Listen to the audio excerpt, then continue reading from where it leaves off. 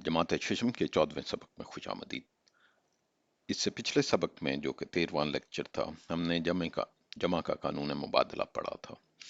आज हम उसी का इयादा करेंगे, उसी को दोबारा पढ़ेंगे, मगर आज हम उसको एक और तरीके से पढ़ेंगे जिसको हम नंबर लाइन के मुताबिक पढ़ेंगे।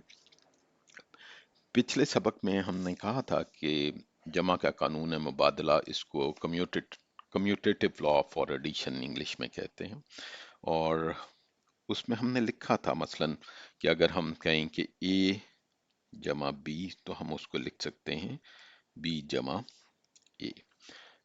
इसको अगर नंबर के लिहाज से मिसाल ले लें तो हमने ये कहा था कि 2 जमा 3 को हम 3 जमा 2 भी लिख सकते हैं।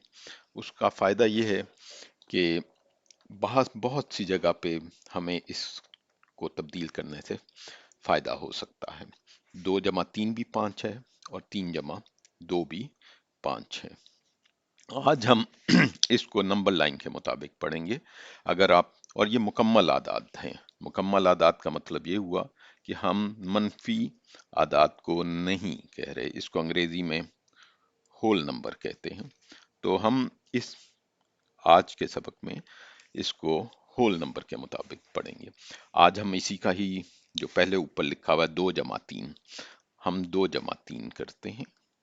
इसका मतलब है कि हमने स्टार्ट जो है, शुरू जो है वो 2 से करना है, और 3, ये 3 जमा है तो इसलिए हम 3 कदम दाएं तरफ जाएंगे, यानी कि 1 2 और ये 3। इसका ये हुआ कि 2 जमा 3 5 के मुताबिक है।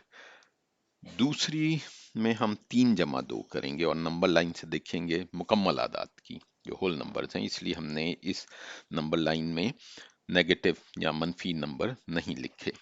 इधर हम 3 से शुरू होंगे जो कि पहले है, और हम अब 2 दाएं तरफ जाएंगे, 1 और ये 2, तो 3 जमा 2 भी 5 है।